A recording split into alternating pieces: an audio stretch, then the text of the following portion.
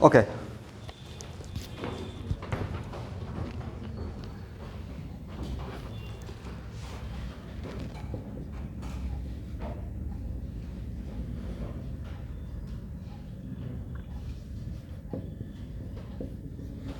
Exercise का question number 26 पढ़िए।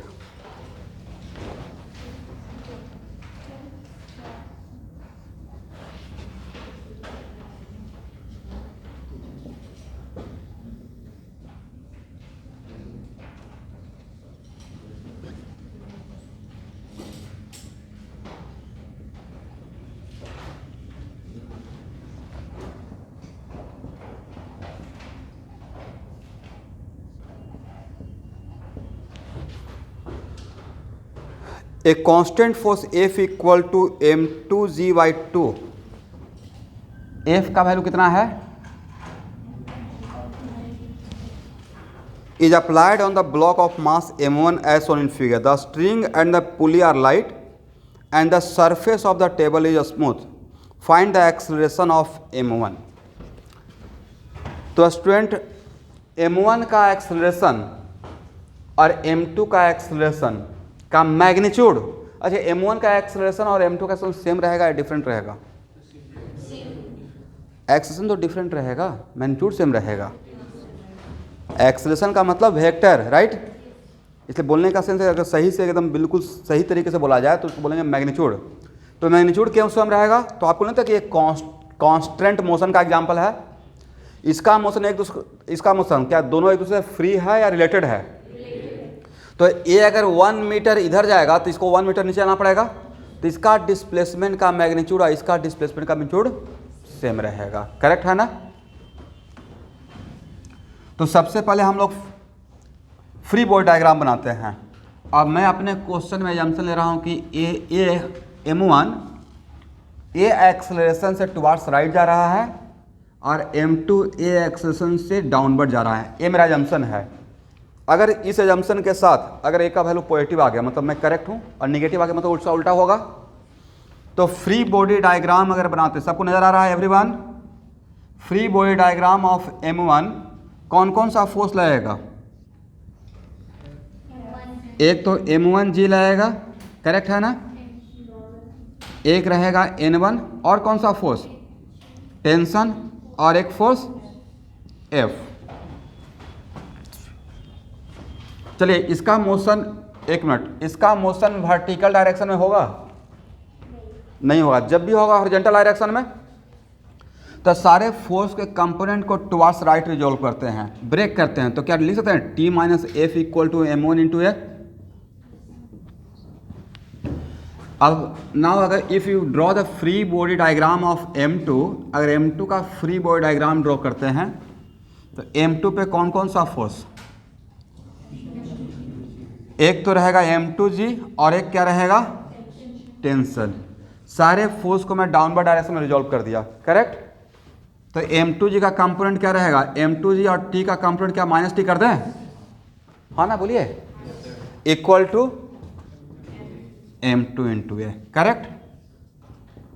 अब इक्वेशन, मुझे तो t तो टेंशन तो निकालना है नहीं, तो इक्वेशन फर्स्ट और सेकेंड को अगर ऐड करते हैं तो t और t तो कैंसिल हो जाएगा।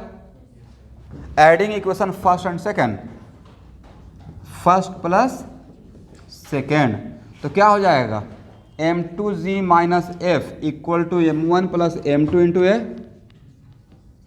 Then a equal to m2g और f का वैल्यू m2g/2 और divide by m1 plus m2। ये हो जाएगा m2g/2 into m1 plus m2। Value negative आया या पॉजिटिव आया? यही तो आंसर होना चाहिए। देखो तो आंसर क्या है? निगेटिव आ गया होगा। हाँ, तो इसका मतलब उल्टा जाएगा।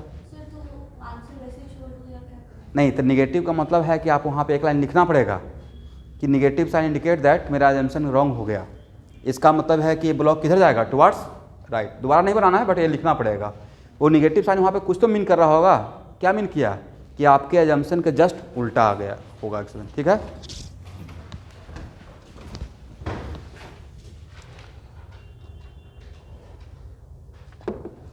देखिए जैसे आपको लगता है अच्छा सर ने जानबूझ के ऐसे ही रैंडम, एक मिनट यहाँ देखिएगा, जब क्वेश्चन मैं बनाना शुरू किया था मुझे पहले ही थोड़ा सा इंट्यूशन हो गया था कि इधर आएगा। बोलिए क्यों?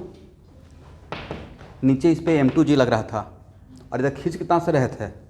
M2G के हाफ से, हाँ या ना? तो इधर फोर्स ज़्यादा है ना, इधर फोर्स कम है। तो पहले से ही अगर आपको ये अजम्पशन लग रहा है कि ऐसा होने वाला है तो उसी के अकॉर्डिंग काम करेंगे, करेक्ट है ना? चलिए सब लोग, तो ये क्वेश्चन तो बहुत आसान क्वेश्चन है, इस बात को खुशी होनी चाहिए कि आपको HC पर बना रहे हैं, राइट? बहुत टफ है, बच्चों का गेम है, करेक्ट? ऐसा नीट में आएगा तो बन जाएगा। चलिए इसको हटाया जाए। हाँ ना, कुछ नहीं बोलते हैं, नहीं आप लोग तो बोल देते हैं।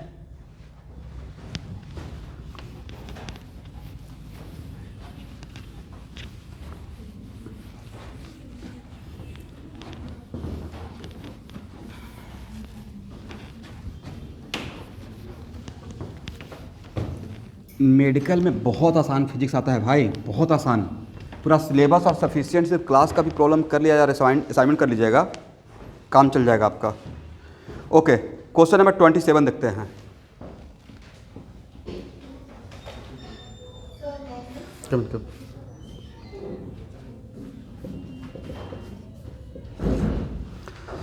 देखिए क्वेश्चन नंबर 25 नहीं लिया हूँ, 25 ऑलरेडी सॉल्व हो चुका है, राइट? 25 मैं क्लास में सॉल्व कर चुका हूँ, ठीक है? 27 सब लोग देखेंगे।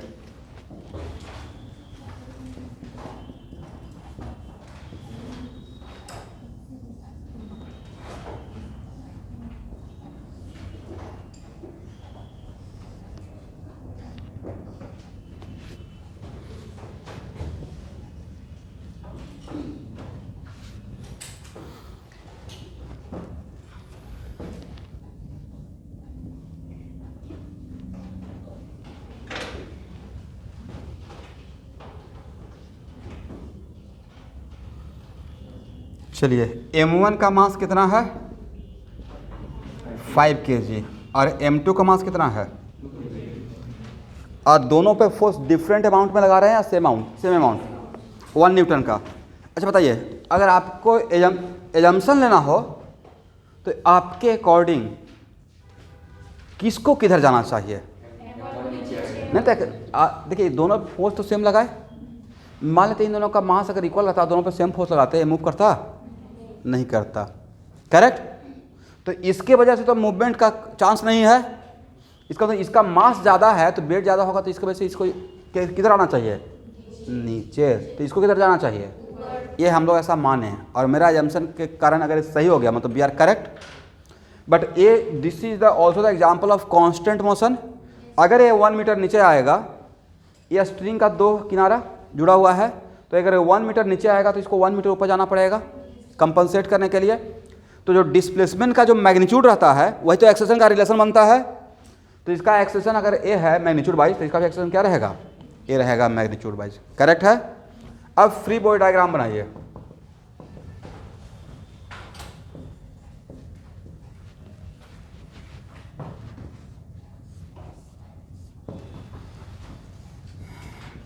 एक रहेगा M1G और क्या होगा स्टूडेंट? और T, correct?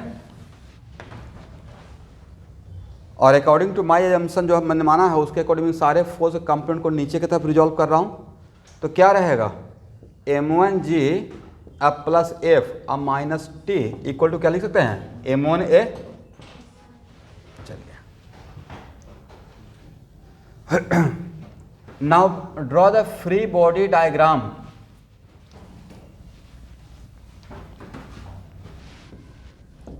Of M2। M2 पे भी सेम, एक M2G रहेगा, F रहेगा और क्या रहेगा? T रहेगा। इसमें सारे फोर्स को किस तरफ रिजॉल्व कर लें? ऊपर की तरफ। तो क्या रहेगा एवरीवन? T माइनस M2G अब माइनस F इक्वल टू क्या लिखेंगे? M2A। ये हो गया इक्वेशन सेकेंड और ये हो गया इक्वेशन फर्स्ट। इक्वेशन फर्स्ट और सेकेंड को ऐड करें तो T और F कैंसिल हो जाएगा, राइट? T और F। तो F यहाँ पे कोई इफेक्ट डाल रहा है एक्सेशन में? तो यहाँ से देखिए क्वेश्चन एक हो गया कि ठीक है आंसर आ गया। मैंने इस क्वेश्चन से क्या ऑब्जर्व किया, ओके अगर दोनों इस टाइप का सिस्टम है, दोनों पे इक्वल फोर्स लगाते रहेंगे तो जो फोर्स लगाएंगे उससे मेरे एक्सेलरेशन पे कोई फर्क नहीं पड़ेगा। तो फर्स्ट प्लस सेकेंड के लिए क्या हो जाएगा, m1 minus m2 g equal to m1 plus m2 into a, then a equal to m1 minus m2 g और divide by m1 plus m2। अब यहाँ पे देख लीजिए g का वैल्यू 10 लेना है या 9.8, किसके अकॉर्डिंग आंसर दिया हुआ है, या g के टर्म में दिया हुआ, किसके टर्म में दिया हुआ आंसर 10 लिया गया है। कैलकुलेशन तो आप लोग कर पाएंगे ना, हाँ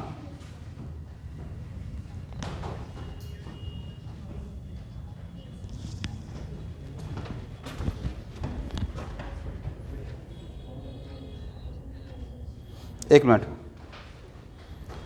ओके पहला क्वेश्चन तो बन गया ना। अब इसका सेकंड पार्ट पे आते हैं।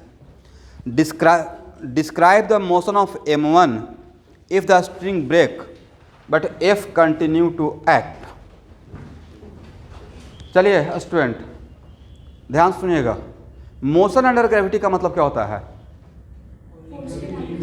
मोशन अंडर ग्रेविटी का मतलब होता है फोर्स के नाम पे सिर्फ mj, फोर्स के नाम पे सिर्फ क्या mg। अगर mg के अलावा भी अगर कोई फोर्स लगते रहेगा तो क्या उसको मोशन अंडर ग्रेविटी बोलेंगे, पहला बात। यहां तक पहले लिख लीजिए, उसके बाद सेकंड पार्ट पे आते हैं।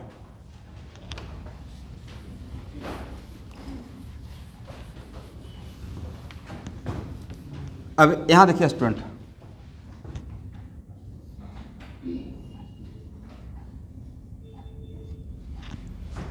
स्ट्रिंग का कट करना और टेंशन का जीरो होना आज के बाद साइमल्टेनियस, स्ट्रिंग का कट करना और टेंशन का जीरो होना साइमल्टेनियस होगा। तो जैसे ही स्ट्रिंग को कट करते हैं तो इस पे कौन सा फोर्स जीरो हो जाएगा, all of sudden tension zero. लिख लीजिए, स्ट्रिंग का कट होना और टेंशन का जीरो होना एक साथ हो जाएगा।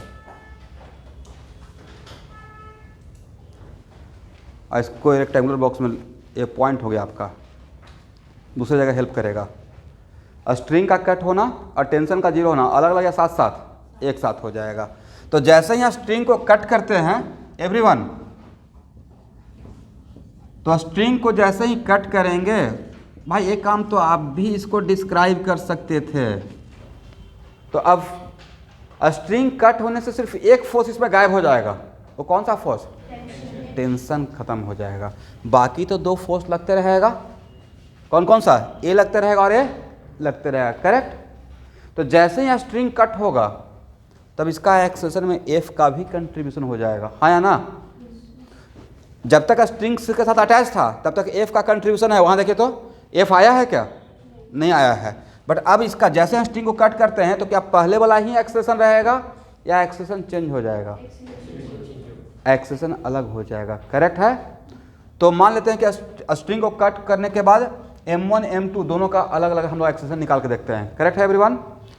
तो भाई सारे फोर्स का कंपोनेंट को नीचे की तरफ रिजॉल्व करते हैं, तो क्या लिख सकते हैं, f plus m1g, f plus m1g equal to what, m1a1, m1a1, then a1 equal to f plus m1g और divide by m1, this is the acceleration, correct.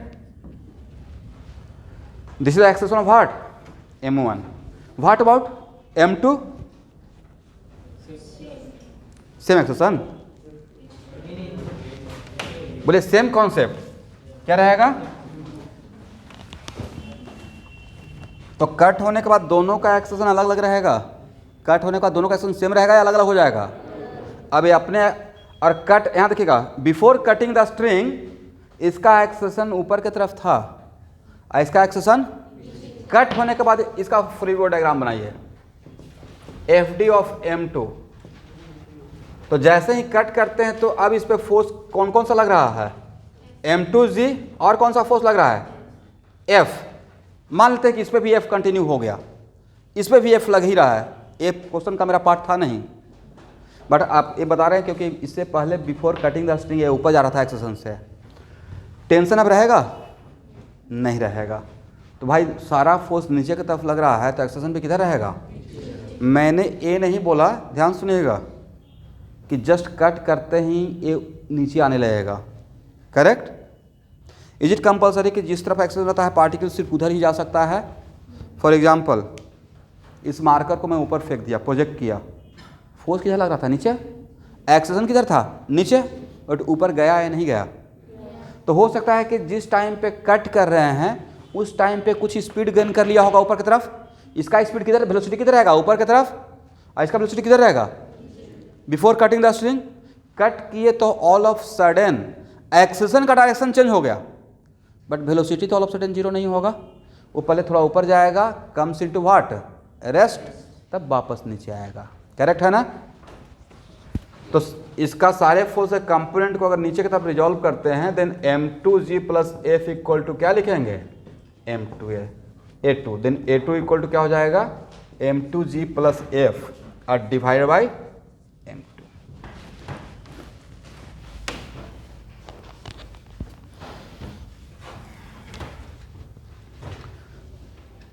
चलिए क्वेश्चन नंबर 28 अभी कोई भी ट्राई नहीं करेंगे, इसका थ्योरी नहीं पढ़ाया हूँ। जब मैं आपको स्यूडो फोर्स का कॉन्सेप्ट क्लियर कर दूंगा तब ट्राई कीजिएगा। क्वेश्चन नंबर 30, 28 और 29 बाद में। 30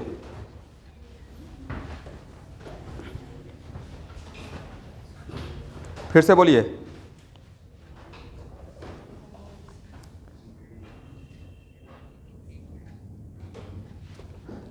क्या नाम है आपका?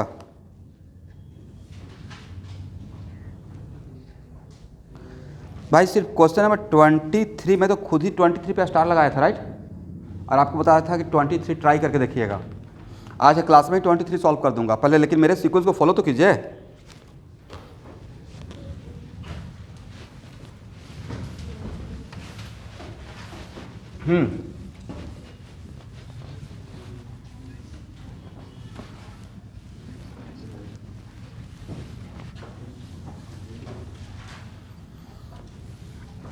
देखिए आप फिजिक्स में हर एक चीज़ में जनरलाइज खोजिएगा तो नहीं मिलेगा, जैसा सिचुएशन रहेगा वैसा होगा।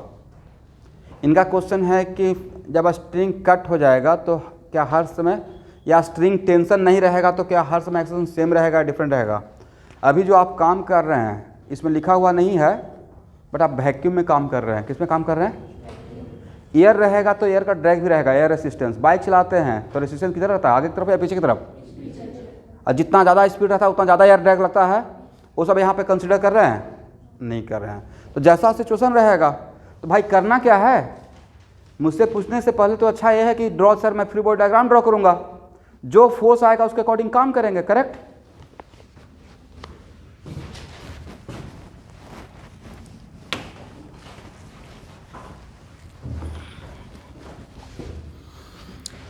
चलिए 28 मुझे याद रहेगा, 28 और 29, ठीक है? मैं खुद क्वेश्चन लूँगा, ये बहुत बढ़िया क्वेश्चन है दोनों। Question number 30, calculate the tension in the string. सब लोग सॉल्व मेरे साथ सॉल्व कीजिए।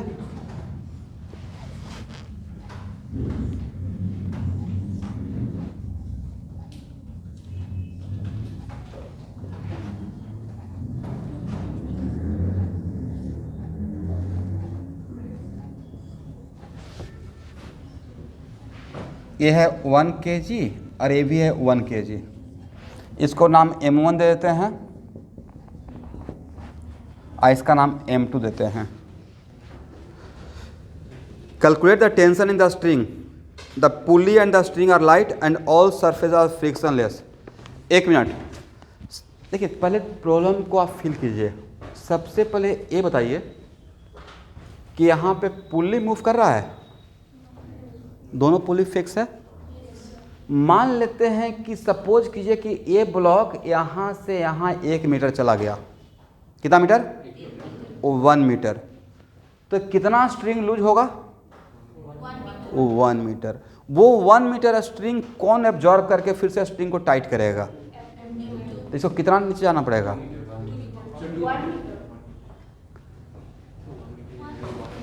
इसको पकड़ लेते हैं, इसको मैंने यहाँ पे इसको पकड़ लिया, जैसे था इधर का पार्ट वैसे, राइट।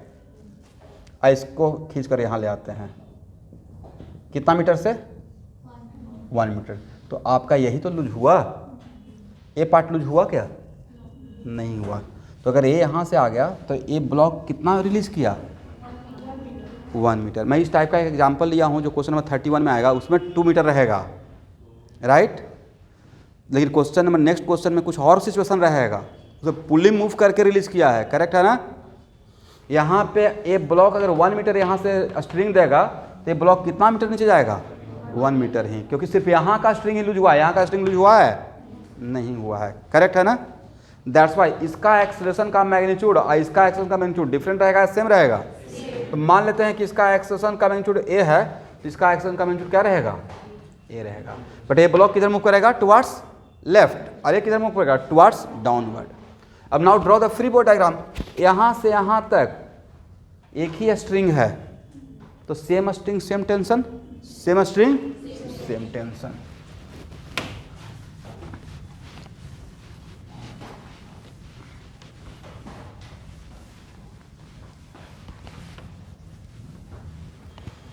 चलिए स्टूडेंट, तो ये तो बहुत आसान क्वेश्चन है।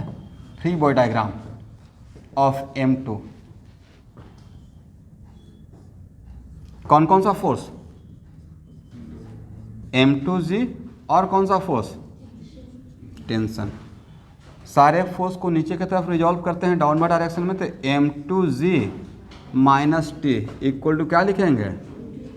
M2A।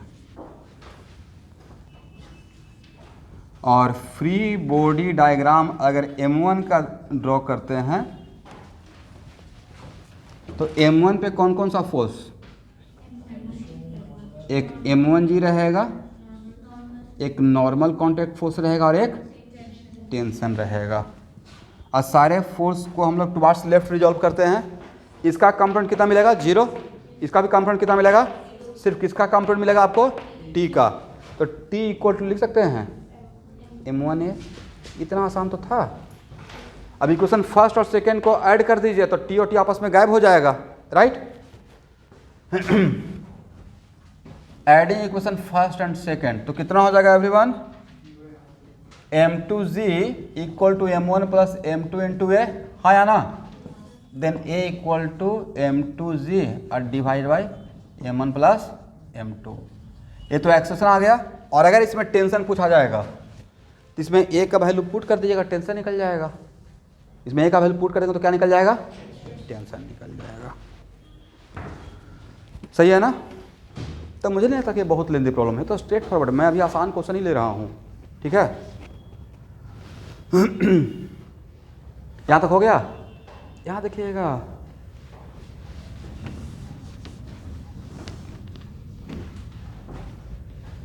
आपका नीट का असाइनमेंट या क्वेश्चन में किसी लेवल का रहेगा, इवन इससे आसान। तो मुझे नहीं लगता कि एनालिसिस ऑफ फ्रिक्शन से कोई क्वेश्चन आपका नीट में आता है तो छूटना चाहिए।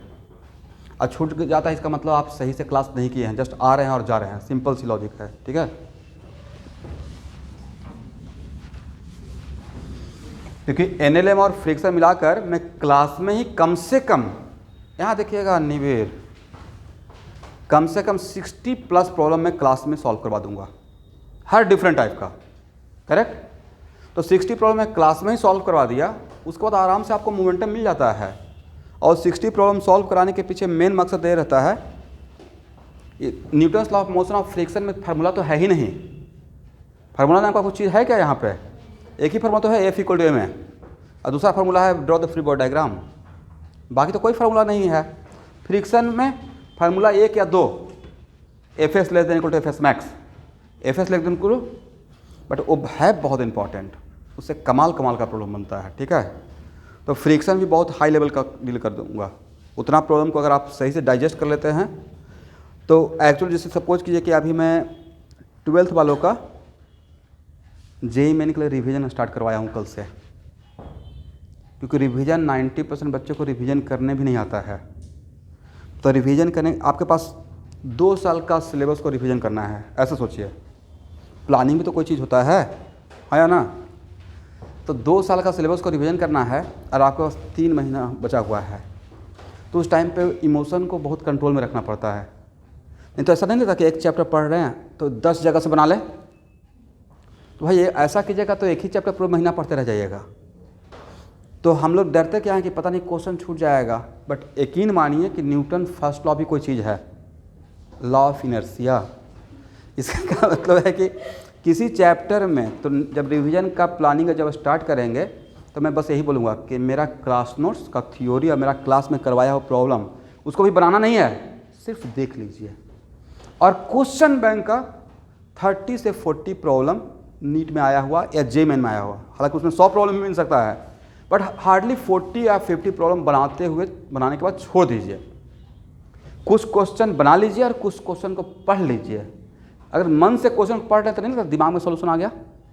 तो कुछ बना लेंगे प्रैक्टिस स्पीड बढ़ाने के लिए, और कुछ राइट डाउन कर लेंगे बना लेंगे, और कुछ को बस पढ़ कर मन में बना लेंगे।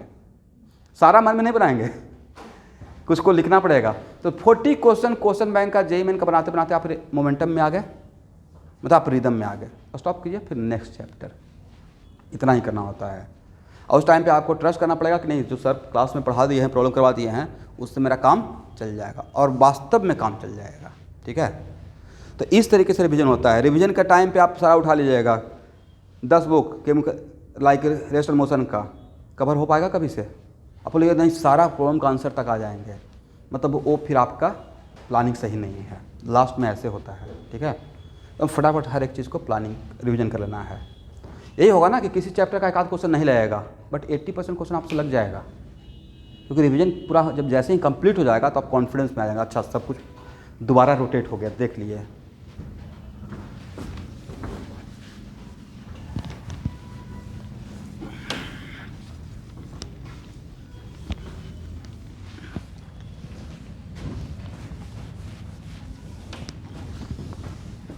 चलिए अब आइए क्वेश्चन नंबर 31।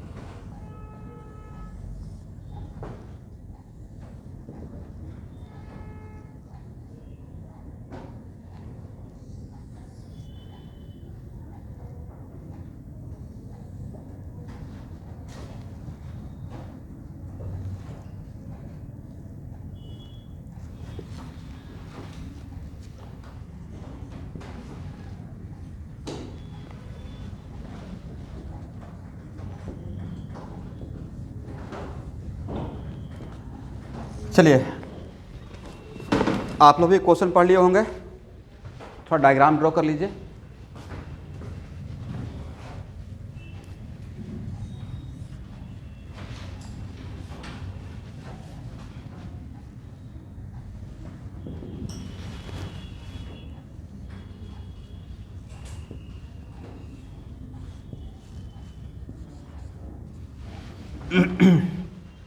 अब 1 by 1 एनालाइज करते हैं एवरीवन।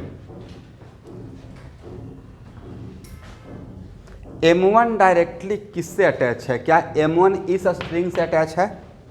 मेरे क्वेश्चन का आंसर देते रहिएगा। M1 इस स्ट्रिंग से अटैच नहीं है, तो किससे अटैच है? M1 अटैच है इस पुली के सेंटर से, करेक्ट। इसका मतलब है कि पुली का सेंटर मूव करेगा तो M1 मूव करेगा, एग्री ना? पुली का सेंटर मूव करेगा तो M1 मूव करेगा, करेक्ट। तो पुली का सेंटर अगर 1 मीटर जाएगा तो M1 कितना जाएगा? बोलिए मेरे साथ, 1 मीटर, करेक्ट है। पुली का सेंटर अगर 1 मीटर तो M1 भी कितना? तो इतना तो समझ में आ गया। तो सर ये पुली घूमेगा नहीं घूमेगा? पुली भाई नहीं घूमेगा, क्योंकि क्वेश्चन में दिया हुआ है पुली लाइट है और आइडियल है। लाइट है और आइडियल पुली रोटेट नहीं करता, उस पर स्ट्रिंग स्लाइड करता है। आइडियल पुली रोटेट करता है या स्लाइड, या आइडियल पुली पे स्ट्रिंग स्लाइड करता है? स्लाइड करता है। और नहीं ट्रस्ट है तो कोई पुली रहेगा ना जिसमें कुआं से पानी निकालते हैं, हालांकि ऐसा करना नहीं है, बट उस पर अगर पुली के ऊपर अगर मोबिल या ग्रीस डाल दीजिएगा, लुब्रिकेंट, स्ट्रिंग डालिएगा, क्या रोटेट कर पाएगा? नहीं कर पाएगा। तो सेम सिचुएशन है, करेक्ट। नेक्स्ट क्वेश्चन है, इसका मूवमेंट, M2 का मूवमेंट नहीं लगता है पुली पर डिपेंड कर रहा है। ये अगर पुली आगे पीछे होगा तो ये मूव करेगा, करेक्ट है। और मान लेते हैं कि पुली मूव करके यहाँ आ गया। अब पुली इस स्ट्रिंग से दोनों किनारे से जुड़ा हुआ है, तो पुली का सेंटर जो ये C1 था वो C1 यहाँ अगर आ गया, करेक्ट। अब मैं यहाँ पे ऐसे पकड़ के रखा हूँ, यहाँ से यहाँ तक वाला स्ट्रिंग को मैं ऐसे यहाँ पे फिंगर से पकड़ के रखा, एनालाइज करने के लिए, विजुअलाइज करने के लिए। तो इस स्ट्रिंग का एक किनारा तो फिक्स है, तो मान लेते हैं कि अगर यहाँ पे इसको पकड़ के रखे, यहाँ इस पुली को यहाँ पे ले आए, तो मेरा स्ट्रिंग लूज पड़ गया। कहाँ कहाँ से लूज हुआ? नीचे से भी लूज हुआ और ऊपर से भी लूज हुआ, करेक्ट। इससे पहले का प्रॉब्लम ऐसा नहीं था, बट यहाँ पे क्या हुआ है, ये वाला पार्ट भी लूज करेगा और ये वाला पार्ट भी। तो अगर यहाँ से यहाँ तक का 1 मीटर है, यहाँ से यहाँ तक का 1 मीटर है, तो स्ट्रिंग लूज कितना होगा? 2 मीटर। और 2 मीटर को फिर से स्ट्रिंग को टाइट करने के लिए क्या वो 2 मीटर यहाँ से कंपनसेट होगा या इसको नीचे जाकर कंपनसेट होगा? तो ये कितना जाएगा? 2 मीटर जाएगा, समझ गए।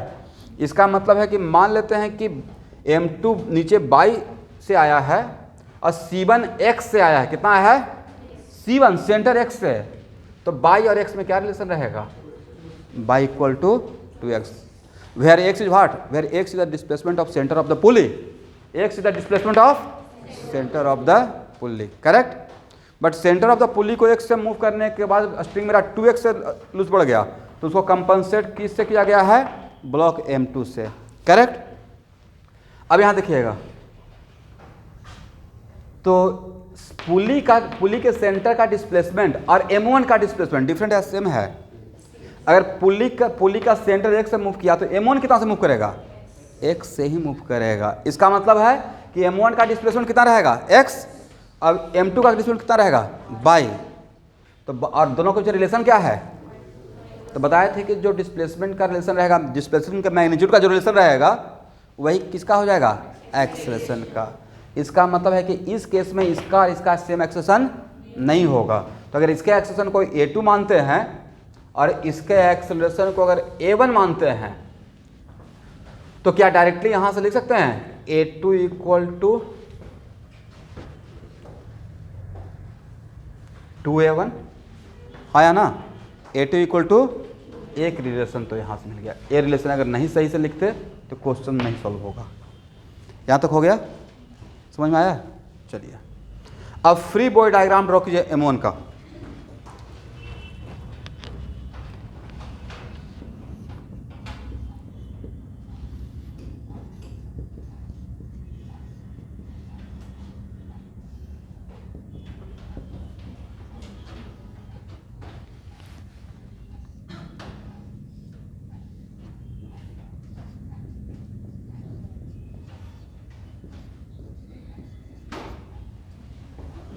चलिए यहाँ देखिएगा, कितना स्ट्रिंग है? 2 स्ट्रिंग है, एक स्ट्रिंग ये है और एक स्ट्रिंग, तो दोनों सेम स्ट्रिंग है डिफरेंट स्ट्रिंग? तो डिफरेंट स्ट्रिंग तो डिफरेंट टेंशन मानिए। तो इसमें मैं मान लेता हूँ T2, तो क्या यहाँ पे लिख सकते हैं T2? करेक्ट है ना? चलिए यहाँ तक आइए।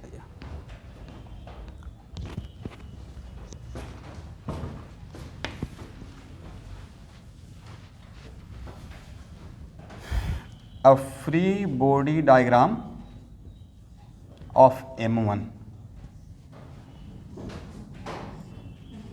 कौन कौन सा फोर्स? एक M1G रहेगा और ऊपर में क्या रहेगा? इसमें T1 मान लेते हैं और सारे फोर्स को नीचे मैं रिजॉल्व कर रहा हूँ। लिख सकते हैं M1G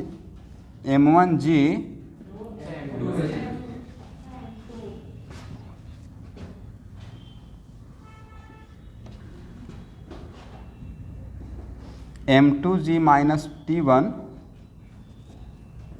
equal to m2 A2। अब आप गौर से देखिए, 4 अननोन आ गया। कितना अननोन आ गया है? 4 अननोन ना। कौन कौन सा है? A1 A2 T1 T2। तो 4 अननोन अगर इन्वॉल्व हो गया है तो 4 इक्वेशन तो चाहिए होगा। 2 इक्वेशन आ गया है। एक इक्वेशन तो ये डेवलप हो गया, ये भी एक इक्वेशन है। एक इक्वेशन तो वहाँ से आ गया, एक इक्वेशन तो इससे मिल जाएगा एवरीवन। सारे फोर्स को हम लोग रिजॉल्व करते हैं टुवर्ड्स राइट। तो T2 को क्या लिख सकते हैं? M1 A1 M1 A1। ये मेरा थर्ड इक्वेशन। एक मिनट, अगर ये रिलेशन नहीं जानते तो नहीं लगता कि सर 2 ही इक्वेशन पे हम लोग रुके रहते। ये अगर रिलेशन नहीं जानते तो 2 इक्वेशन, तब तो इक्वेशन बिल्कुल ही सॉल्व नहीं होने वाला था। और नहीं तो अगर फिर रॉन्गली बट करेक्ट करते कि दोनों का एक्सेलेरेशन सेम मान लेते। अगर कांस्टेंट मोशन का नॉलेज नहीं रहता तो दोनों का एक्सेलेरेशन क्या मान लेते हैं। इसलिए इस टाइप प्रॉब्लम रुकना है और देखना है कि एक्सेलेरेशन सेम, एक्सेलेरेशन का मैग्नीट्यूड सेम है या डिफरेंट है। करेक्ट है ना? चलिए, 1 मोर इक्वेशन कहाँ से आएगा स्टूडेंट? कहाँ से आएगा? जो ऑनलाइन में है वो भी। पुली 2 है मेरे पास, इसको पुली P2 बोलते हैं, वेरी गुड। और इसको पुली P1 बोलते हैं। 1 मोर इक्वेशन आएगा पुली P1 से। और यहाँ से भी आपको कुछ सीखने को मिलेगा। यहाँ देखिए, फ्री बॉडी डायग्राम।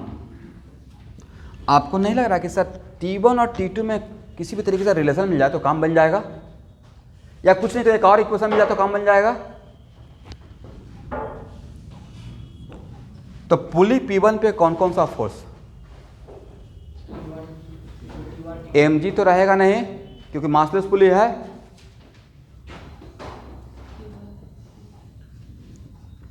T1 और T1, और ये क्या रहेगा? T2 रहेगा। करेक्ट। और सारे फोर्स को किधर रिजॉल्व करेंगे? और आपका पुली एक्सीलरेटेड है या नहीं है? एक्सीलरेटेड है तो सारे फोर्स को टुवर्ड्स राइट। और इसका एक्सेलेरेशन और इसका एक्सेलेरेशन डिफरेंट है या सेम है? सेम है। तो सारे फोर्स को अगर टुवर्ड्स राइट करेंगे तो क्या लिख सकते हैं? 2T1 minus T2 equal to what? Mass of the pulley P1 into A1। Correct. But भाई ये टर्म 0 हो जाएगा। किसके वजह से? एक्सेलेरेशन के वजह से या मास के वजह से? मास की वजह से। बहुत बढ़िया काम हो गया नहीं? ए टर्म 0 हो जाएगा किसकी वजह से? इसका मतलब मासलेस होते हुए भी एक्सेलरेटेड हो सकता है। करेक्ट। समझ में आ गया ये बात? तो यहाँ से क्या रिलेशन मिल गया? 2T1 equal to what? T2। तो देखिए student, equation first, equation second, equation third और इक्वेशन फोर्थ, 4 इक्वेशन मैं आपके लिए डेवलप कर दिया। 4 इक्वेशन, 4 अननोन। ये हो गया अब क्लास 8 का मैथमेटिक्स। क्लास 8 में ऐसा मैथ बनाते थे ना आप लोग, 2x plus Y equal to 10 और 3x minus 4y equal to like something like 12, then find the value of x and y। तो यहाँ पे क्या रहता है? 2 इक्वेशन 2 अननोन। फिर आप सॉल्व किए होंगे 9th क्लास या 8th क्लास में ही 3 इक्वेशन 3 अननोन। तो यहाँ पे 4 इक्वेशन सॉल्व करके वैल्यू बताइए। A1 A2 and T1 T2। जल्दी से सॉल्व कीजिएगा। Solve equation first, second, third and fourth and find the value of A1 A2 T1 T2।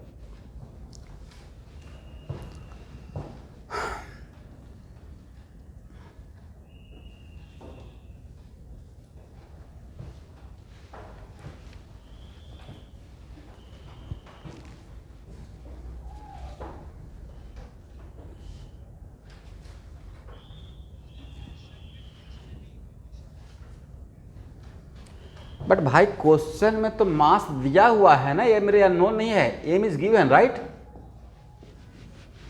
M given है, तो जो गिवन है वो तो गिवन है ही। वो अननोन कहलाएगा या गिवन कहलाएगा? गिवन कहलाएगा। आंसर भी तो m के टर्म में आएगा फिर।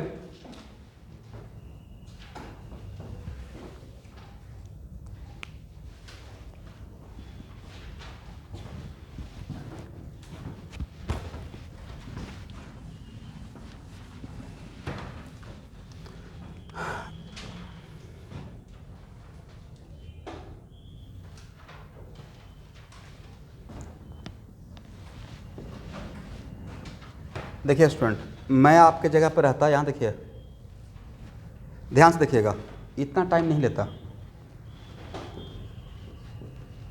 2T1 इक्वल टू M1A1 लिख देते हैं,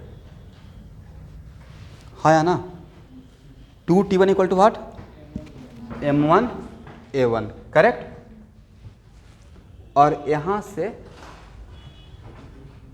M1G minus T1 equal to M2 2A1 लिख देते के बाद क्या लिख देते हैं? ऐसा थोड़े कि बिल्कुल एकदम बिल्कुल फॉर्मेलिटी जैसा पूरा सॉल्व करते रहे हैं। कितना फास्ट मैं सॉल्व करता हूँ।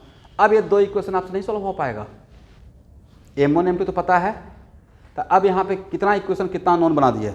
दो इक्वेशन दो अननोन बना दिए, करेक्ट। इसमें मैं क्या करता, इक्वेशन इसमें 2 से मल्टीप्लाई करके ऐड कर देते, 10 सेकेंड में सॉल्व हो जाता, करेक्ट है ना। 2 से मल्टीप्लाई करके ऐड करते तो क्या मिलता? आप लोग सुन पा रहे हैं ऑनलाइन स्टूडेंट? ये इक्वेशन मैं यहाँ से ऐसे लिख दिया था, ठीक है। और A2 के बदले मैंने क्या पुट कर दिया, यहाँ से लेकर 2A1, A2 के बदले क्या पुट कर दिया, तो क्या दिखेगा? T1 और T1 क्या कैंसिल हो जाएगा ऐड करने से, तो बचेगा क्या? 2M1G इक्वल टू M1A1 अब प्लस 4M2A1, देखो सही है। देन A इक्वल टू कितना? 2M1G डिवाइडेड बाई M1 अब प्लस 4M2। M1 M2 का वैल्यू पुट कर दीजिए तो A1 आपका मिल गया, सही है ना।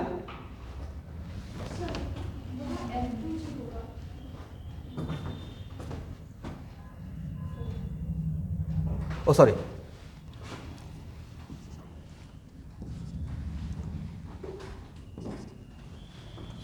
सही है।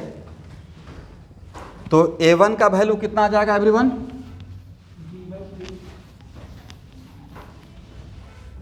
तो A1 इक्वल टू M2 का कितना वैल्यू था? M था, इसका कितना मास था? M या 2M? mg 2mg और डिवाइड बाई M2M अब प्लस 4M G/3। यही तो आंसर होना चाहिए A1 का। तो A1 हो गया G/3, तो A2 कितना रहेगा? 2G/3। This is the answer. Answer है, देखिए तो। ओके, अब T1 निकाल लेते हैं। T1 और T2 में कोई भी एक निकल जाएगा तो मेरा दोनों टेंशन निकल जाएगा। तो यहाँ पे देखिए, क्या यहाँ से T2 निकल जाएगा? A1 का वैल्यू यहाँ पुट कर दीजिए। Put the value of A1 in equation third. Put the value of A1 in equation third.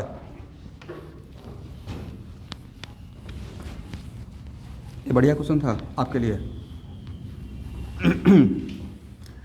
Then T2 equal to M1 का वैल्यू 2M था ना, और A1 का वैल्यू कितना है? G/3। तो T2 होगा 2mg/3। क्या होगा? T1 कितना होगा भाई? T2/2 T2/2 mg/3। This is answer. T1 निकल गया, T2 निकल गया, A1 निकल गया, A2 निकल गया। तो ये लेंदी इक्वेशन, यहाँ पे जो इक्वेशन था वो आपका लेंदी इक्वेशन नहीं था, बहुत ही आसान वाला इक्वेशन था, करेक्ट। अब लास्ट क्वेश्चन क्या बचा हुआ है? और लास्ट क्वेश्चन जो बचा हुआ है उस टाइप का क्वेश्चन पहले हम लोग बहुत बार सॉल्व कर चुके हैं, करेक्ट है। लास्ट क्वेश्चन में क्या है कि find the force on pulley due to clamp. Find the force on pulley due to clamp. ये पुली सेकेंड पुली का बात किया जा रहा है, क्लैम्प यहाँ पे ही लगा हुआ है, करेक्ट। इस पे कौन कौन सा फोर्स? T1, और कौन सा फोर्स, T1, करेक्ट। इसका मास है क्या, जब नहीं मास मेंशन किया हो तो मासलेस मानिए।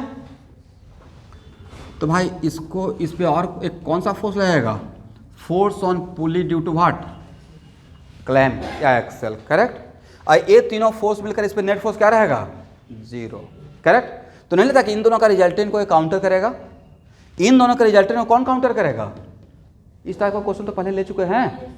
तो इन दोनों का रिजल्टेंट, इस T और इस T का रिजल्टेंट, और दोनों का मैग्नीट्यूड सेम है, कहाँ से पास करेगा, बिल्कुल एंगल बाइसेक्टर, कितना डिग्री पे ना, यहाँ से 45 डिग्री, यहाँ से कितना पे, इन दोनों का रिजल्टेंट कितना होगा, रिजल्टेंट दोनों टेंशन का T1√2, एग्री ना। तो इसका जस्ट अपोजिट में इसको लगना पड़ेगा, इसका जस्ट अपोजिट में किसको लगना पड़ेगा, इसे लगना पड़ेगा, क्योंकि नेट फोर्स क्या होना है, तो स्ट्रिंग को काउंटर करेगा एक्सेल, स्ट्रिंग को काउंटर कौन करेगा, क्लैंप, और क्लैंप उस स्ट्रिंग के वजह से जो रिजल्टेंट फोर्स लग रहा है पुली पे, उसको काउंटर करके 0 बनाएगा, करेक्ट है। इसका मतलब force on pulley due to clamp का मैग्नीट्यूड रहेगा T1√2, और डायरेक्शन क्या रहेगा, यहाँ से 45 पे, करेक्ट है ना। ये अगर 45 है तो ये भी क्या रहेगा, 45 एंड 45। और T1 का वैल्यू तो आपको पता है, कितना है था T1 का वैल्यू, mg/3√2, यही तो आंसर होना चाहिए। देखिए तो आंसर क्या है, यही है। तो नहीं कहा कि कहीं ना कहीं HCV में, HCV में हर टाइप के क्वेश्चन को इन्वॉल्व कर रहे हैं। IC का एक छोटा सा पार्ट JEE मेन में आ जाएगा।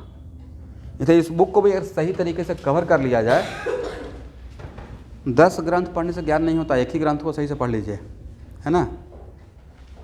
देखते हैं एक पतली सी गीता अगर पढ़ लेते हैं तो दिमाग ऐसे हो जाता है, तो हम लोग भागते रहते हैं, इसको भी बना लें, इधर भी देख लें, उससे कुछ नहीं होगा, दिमाग शांत करके। लेकिन हाँ, मास्टर बुक उठाइए।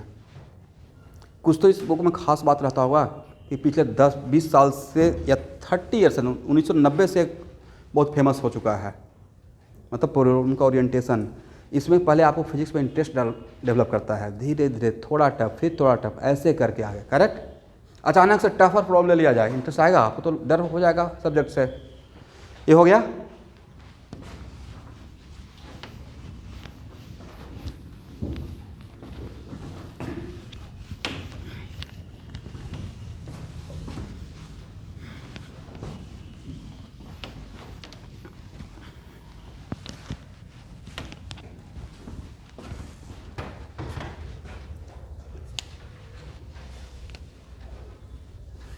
चलिए क्वेश्चन नंबर 32, चलो पहले डायग्राम बनाइए।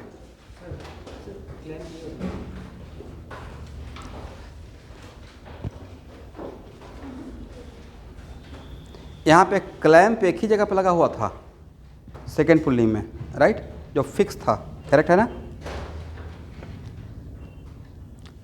क्वेश्चन नंबर 32 का डायग्राम बनाइए और M और 2M का डिस्प्लेसमेंट का रिलेशन निकालिए।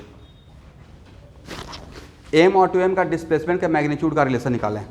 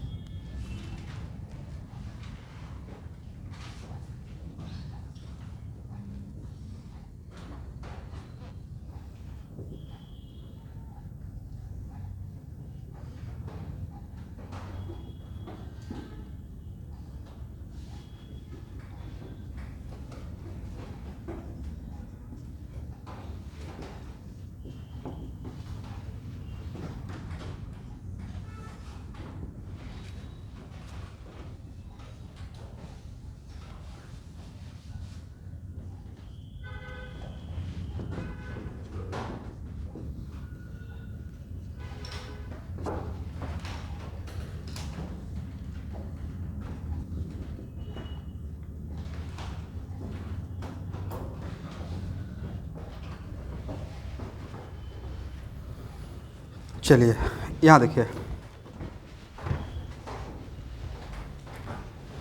आप ये बताइए कि आपके पास दो पुली है, एक पुली है P1 और एक पुली है P2।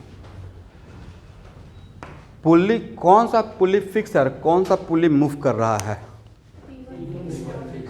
P1 फिक्स है और P2 मूव कर रहा है। और इसका मूवमेंट या तो ऊपर हो सकता है, नहीं तो नीचे हो सकता है। और पुल्ली P2 का सेंटर, पुल्ली P2 का सेंटर डायरेक्टली M2 से अटैच है या ना? पुल्ली P2 का सेंटर M2 से अटैच है। तो पुल्ली P2 का सेंटर अगर 1 मीटर ऊपर जाता है तो M2 कितना मीटर ऊपर जाएगा? 1 मीटर ही ऊपर जाएगा। एग्री?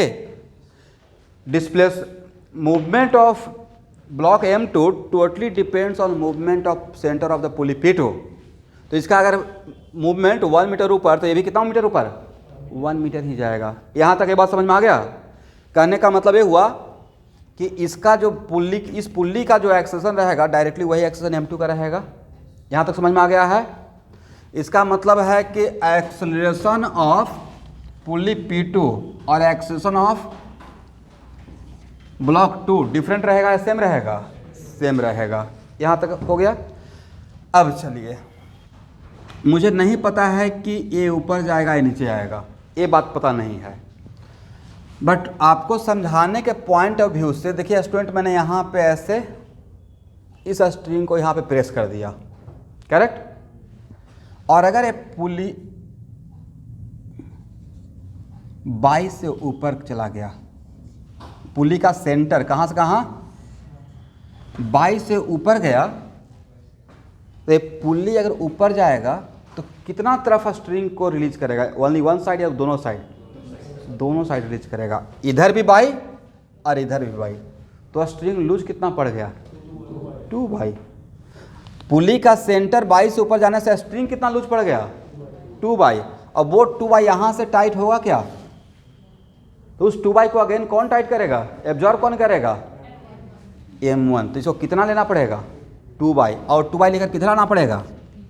इधर आना पड़ेगा, डायरेक्टली नीचे नहीं, down along the incline, down along the incline. तो नहीं लगता कि क्वेश्चन में 31 और 32 बिल्कुल डिटो सेम है, राइट? इसका मतलब है कि M1 का डिस्प्लेसमेंट को x मान लेते हैं, अब पुल्ली के डिस्प्लेसमेंट को, और पुल्ली का डिस्प्लेसमेंट और M2 का डिस्प्लेसमेंट डिफरेंट रहेगा, सेम रहेगा। तो M2 का डिस्प्लेसमेंट बाई और M1 का displacement x, then what is the relation between x and y? x equal to 2 by, x equal to 2 y, correct है ना?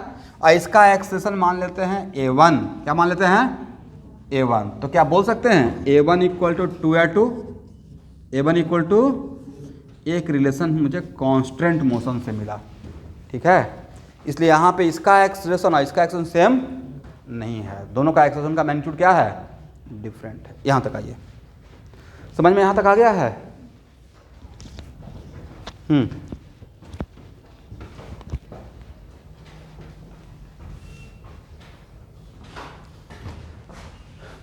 एक काम कीजिए,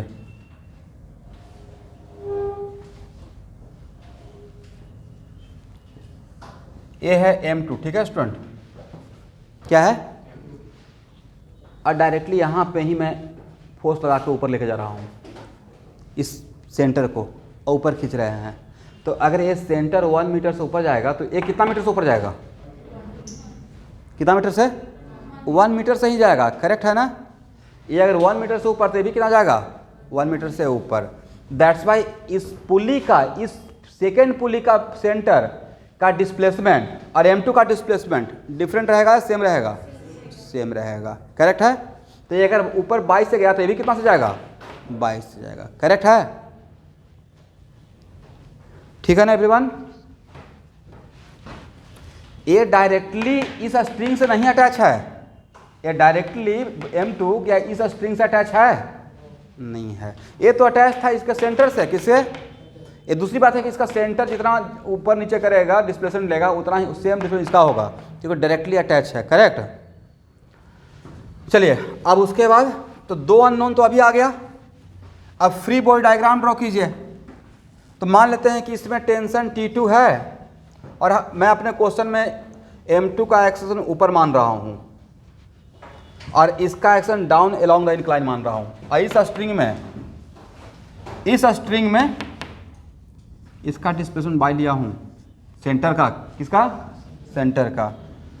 तो इसमें टेंशन T2 और इस स्ट्रिंग में टेंशन T1, तो T1 यहाँ भी रहेगा, हर जगह पे यहाँ से यहाँ तक T1 रहेगा। सेम स्ट्रिंग सेम टेंशन अगर आइडियल स्ट्रिंग आइडियल है तो, राइट। तो M2 का फ्री बॉडी डायग्राम क्या होगा एवरीवन?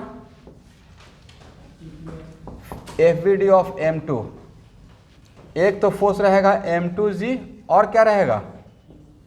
T2 रहेगा। सारे फोर्स को ऊपर रिजॉल्व कर लिया जाए, T2 minus M2G equal to क्या लिखेंगे? M2A2। ये मेरा सेकेंड इक्वेशन है, ठीक है। चलिए फ्री बॉडी डायग्राम, अब आपको T1 और T2 के बीच में भी एक रिलेशन चाहिए, तो फ्री बॉडी डायग्राम किसका ड्रॉ कर लें? P2 का। तो पुली P2 पे कौन कौन सा फोर्स? T2। क्या इसका मास है? अगर मास नहीं है तो इसका एक्सेशन हम लोग मास 0 मान लेंगे। और यहाँ पे क्या रहेगा? T1 और यहाँ भी क्या रहेगा? T1। अब मेरे को सॉल्यूशन के एजम्पशन में मैं M2 को किधर जाते हो, M2 का एक्शन किधर माना हूँ? ऊपर की तरफ, तो इसका भी एक्शन किधर रहेगा? ऊपर की तरफ। तो क्या सारे फोर्स के कंपोनेंट को ऊपर रिजॉल्व कर दिया जाए तो क्या लिख सकते हैं? 2T1 माइनस T2, उसके बाद आगे बोलिए mass of pulley 2 into A2, but A turn हो जाएगा 0। किसके वजह से? एक्सेलरेशन की वजह से। इक्विलिब्रियम में नहीं है कि एक्सेलरेशन की वजह से होगा, एक्चुअली है एक्सेलरेटेड, बट इसका मास 0 मान लिया गया है। That's why 2T1 equal to क्या हो गया? T2। ये हो गया equation third. Now one more equation required, अरे एक इक्वेशन और मिल जाएगा तो मेरा काम बन जाएगा, क्योंकि अभी तक अभी तक कितना नोन आ गया है? 4, A1 A2 T1 T2, A1 A2 T1 तो बिल्कुल डिट्टो 31 है। एक क्वेश्चन में 31 बिल्कुल क्या है? 32 क्या है? बिल्कुल 31 जैसा है। Draw the free body diagram of M1 first.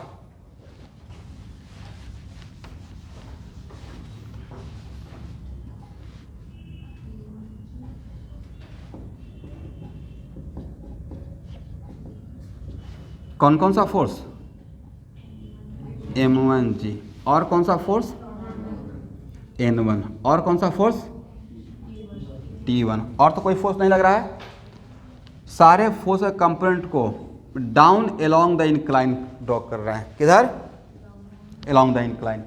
तो ए एंगल कितना था स्टूडेंट? 30 डिग्री ना। तो ए एंगल कितना रहेगा? 60 रहेगा। मैं ए एंगल इसलिए निकालता हूँ क्योंकि मैं एक ही फार्मूला यूज करता हूँ कंप्यूटर ब्रेक करने के लिए, ए कॉस थीटा वाला, राइट। साइन थीटा मैं इन्वॉल्व नहीं करता हूँ। तो M1G का कंपोनेंट कितना हो जाएगा? M1G कॉस 60 और T1 का कंपोनेंट नीचे down along the incline minus T1। N1 का कंपोनेंट बोलते जाइए 0 इक्वल टू व्हाट?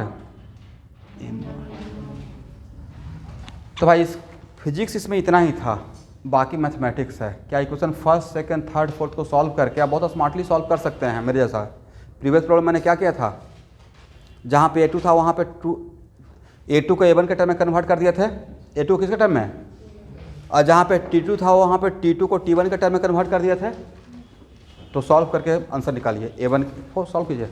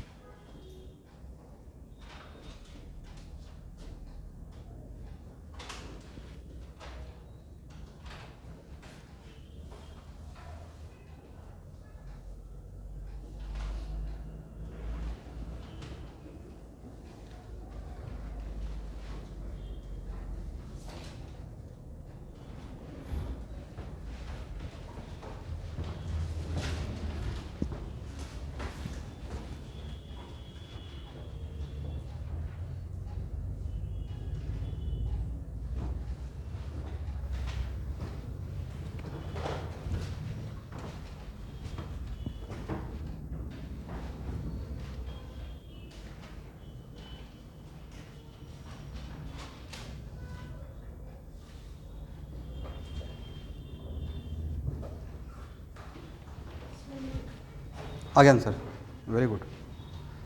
क्या निकालना, सिर्फ एक्सेशन निकालना था या कुछ और भी निकालना था? एक्सेशन निकालना था।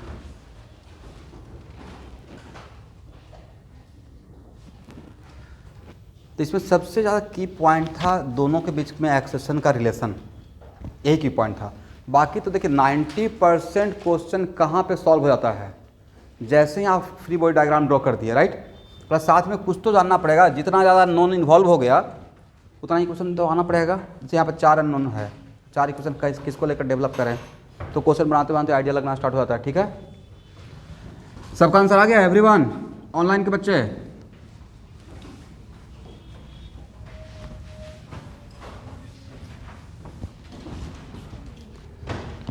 चलिए क्वेश्चन नंबर 34।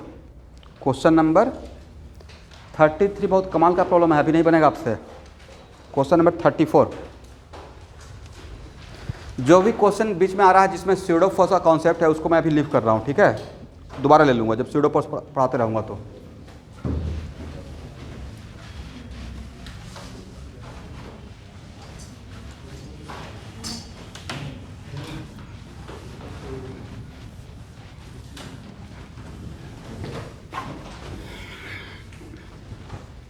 चलिए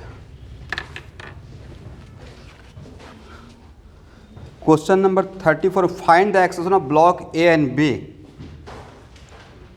इन द 3 सिचुएशन। 34 का सिचुएशन ए पहले देखते हैं, सब लोग डायग्राम बना लीजिएगा।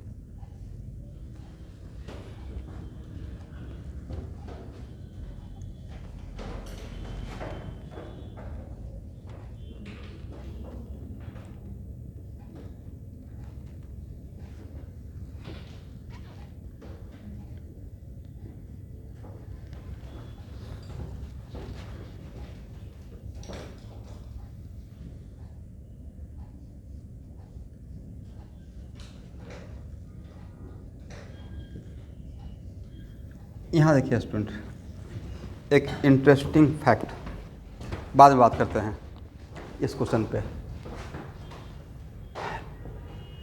यहाँ देखिए, यहाँ देखेंगे सब लोग,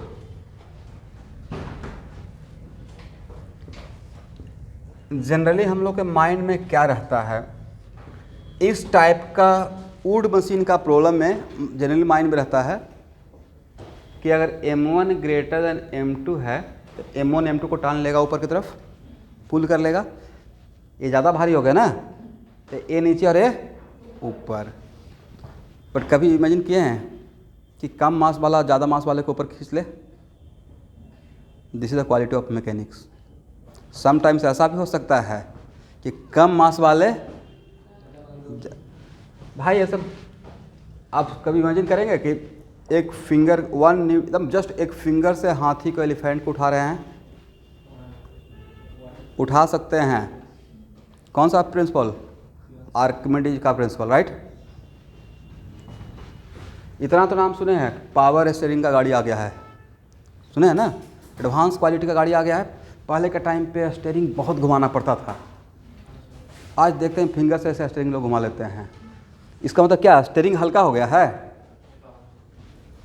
पावर स्टीयरिंग है, तो पावर स्टीयरिंग का मतलब ये होता है, वहाँ पे आगे जब जैसे वहाँ पे एक टर्म है मैकेट्रॉनिक्स, करेक्ट, या उसको आप हाइड्रोलिक सिस्टम, आगे चलकर बहुत सारा ब्रांच मर्ज करता है। मैकेट्रॉनिक्स का मतलब हो गया मैकेनिकल प्लस इलेक्ट्रॉनिक्स, मर्ज का क्या हो गया, मैकेट्रॉनिक्स। एनीवे, तो मान लेते हैं कि सिचुएशन अगर ऐसा है यहाँ देखिएगा,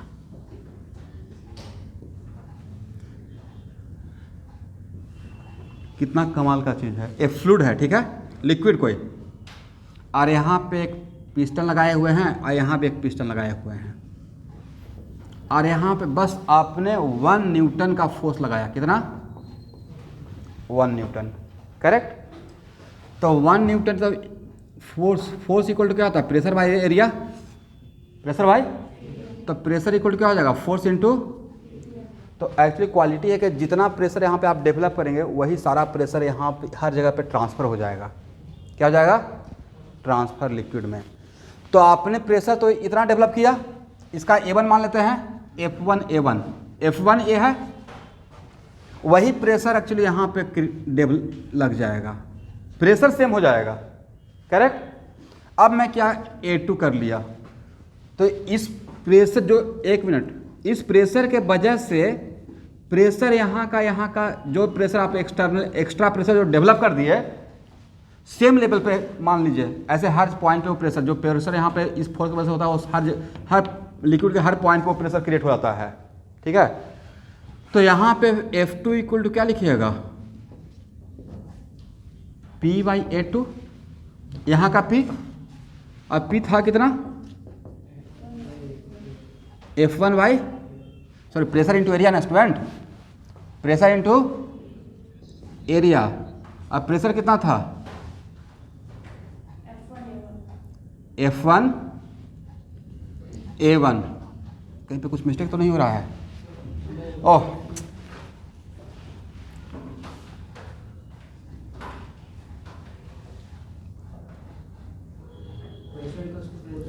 फोर्स बाई एरिया, तो P इक्वल टू क्या हो जाएगा? फोर्स इक्वल टू, ओके, तो यहाँ पे प्रेशर कितना हो जाएगा student? F1 by A1, right, pressure ये हो गया। तो यहाँ पे F2 के लिए क्या लिखिएगा? करेक्ट है। अब F1 by A1 into what? F1 A2 by, इसी का यूज कर लेते हैं, करेक्ट। तो ये तो है 1 Newton, but A2 by A1 का वैल्यू अगर मैंने 1 लाख टाइम्स कर दिया, वैल्यू A2 बाई A1, इसके एरिया के रिस्पेक्ट में अगर यहाँ का एरिया 1 लाख टाइम्स ज़्यादा हो जाए, कितना टाइम्स? तो मैं लगा रहा हूँ 1 न्यूटन, यहाँ पे लगेगा कितना? 1 लाख न्यूटन। कितना? 1 लाख। एक फिंगर से एलिफेंट को उठा दिए, करेक्ट है ना। तो this is the property of what, यहाँ, यस। तो ये सब आपको फ्लूइड मैकेनिक्स को पढ़ना है, सर पढ़ाएंगे, ठीक है। तो ये एक्चुअली इसी चीज़ का हम लोग यूज़ करते हैं हाइड्रोलिक सिस्टम में। जेसीबी जब बड़ा बड़ा जो गाड़ी देखते हैं ना, तो देखते हैं कितना भारी भारी चीज़ को उठा लेता है, तो वहाँ पे हाइड्रोलिक सिस्टम का यूज़ किया जाता है। मतलब फोर्स को इनलार्ज कर दिया जाता है, फोर्स थोड़ा लगता है बट उसके वजह से फोर्स ज़्यादा, एरिया बढ़ाकर ज़्यादा कर देते हैं। वही होता है एक्चुअली पावर स्टीयरिंग में, कि एक्चुअली हम लोग जैसे ही स्टीयरिंग को मूव करते हैं तो वहाँ से फ्लूइड, वहाँ का जो प्रेशर क्रिएट हुआ, जो आप प्रेशर थोड़ा लगाए बट वहाँ से फ्लूइड हर जगह पे लगा हुआ है आपको व्हील्स में, वो ज़्यादा बड़ा फोर्स लगा देता है। कम फोर्स से क्या होता है? फोर्स तो उतना ही लगना है व्हील्स को घूमने के लिए, बट आपने कम लगाया, बट बाकी किसका कमाल हो गया? इस प्रिंसिपल का, ठीक है।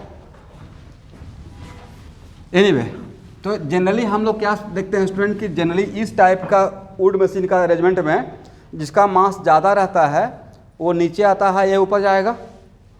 तो यहाँ भी मोटा मोटी इंट्यूशन यही है कि इसका मास कितना है? 5 kg ना, इसका मास क्या है? इसको नीचे आना चाहिए, इसको ऊपर। बट इस क्वेश्चन पता नहीं मुझे ऐसा क्यों याद आ रहा है या कुछ इंट्यूशन, मैं सपोज करता हूँ कि ये नीचे जा रहा है, मान तो सकते हैं ना। तो ये नीचे जाएगा तो ये कहाँ जाएगा? ऊपर जाएगा। और अगर मेरा अजम्पशन करेक्ट हो गया तो दोनों का वैल्यू क्या रहेगा? पॉजिटिव रहेगा। और अगर रॉन्ग हो गया देन निगेटिव होगा। बट नहीं तो सर ये बड़ा नीजो लग रहा है, एक कम मास है, अरे बना के देखते हैं। चलिए अब यहाँ देखिए, सही से देखिएगा, इसका नाम मैं दे रहा हूँ पुल्ली P2, और इसका ये पुल्ली का नाम है P1।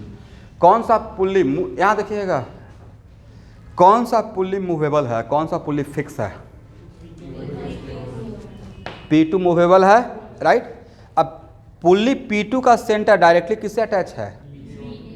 तो इसका एक्सेलरेशन और पुल्ली P2 का एक्सेलरेशन डिफरेंट रहेगा, सेम रहेगा? अब पुल्ली P2 का सेंटर जितना डिस्प्लेसमेंट लेगा उतना ही तो डिस्प्लेसमेंट लेगा। तो मान लेते हैं कि भाई ए ऊपर गया बाई, कितना बाई 1 मान ले, बाई गया है। तो ए अगर ब्लॉक बाई ऊपर जाएगा तो पुल्ली P2 भी तो बाई ऊपर जाएगा, इसका सेंटर कितना जाएगा? By, correct. तो भाई ए कितना नीचे आएगा? 2 बाई आएगा, आया ना? और किसी को अगर ट्रस्ट नहीं है तो यहाँ पे इस स्टीवल्स वाले पार्ट पे फिंगर रख के प्रेस कर दीजिए ताकि ये अभी बिल्कुल रेस्ट में रहे। अब तब ऑब्जर्व कीजिए कि एक्चुअल में ये ऊपर जाता तो स्ट्रिंग इधर इधर दोनों पार्ट का स्ट्रिंग लूज पड़ जाता, और दोनों को टाइट करने के लिए स्ट्रिंग को खींचना पड़ेगा। तो स्ट्रिंग क्या यहाँ से खिंचाएगा? तो फिक्स पार्ट है तो खींचेगा कौन? ए। तो कितना आना पड़ेगा? 2 बाई, करेक्ट। तो बहुत सिंपल सिचुएशन दिया हुआ है, बहुत आराम से आप एनालाइज कर सकते हैं। तो चलिए इसका क्या, इसका x मान लेते हैं। तो x और y में क्या रिलेशन रहेगा? क्या लिख सकते हैं? x equal to 2 by, x equal to, इसका मतलब है कि acceleration of a must be equal to into acceleration of b, agree ना? एक रिलेशन तो ये मिल गया। बाकी आप draw the free body diagram of a, b and pulley P2 first. सबसे पहले आप फ्री बॉडी डायग्राम ही ड्रॉ कर लीजिए। इसमें टेंशन T1 लीजिएगा, इसमें tension T2। Draw the free body diagram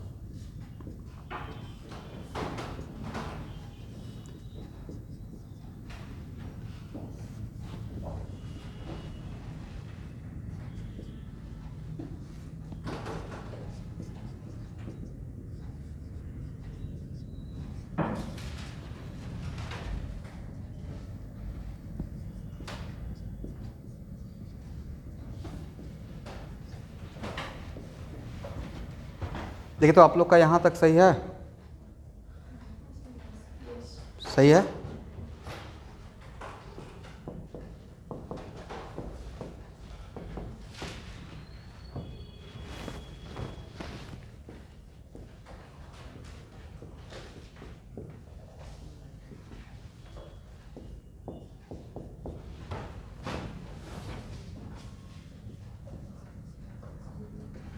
आप लोग को नजर आ रहा है एवरीवन?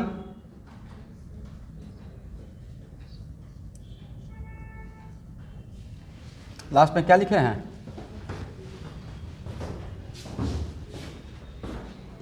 ओके भाई, ये हो गया इक्वेशन 4। कौन सबसे फास्ट सॉल्व करके बताते हैं? Solve equation from equation first, second, third and fourth. Find the value of A and A B.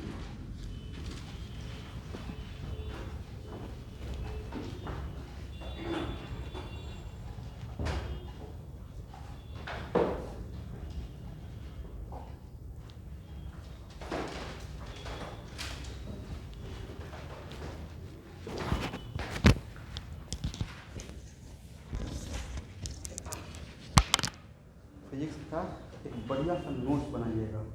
Notebook आता है ना, कॉपी, ये आपको 2 साल तक काम करने वाला है।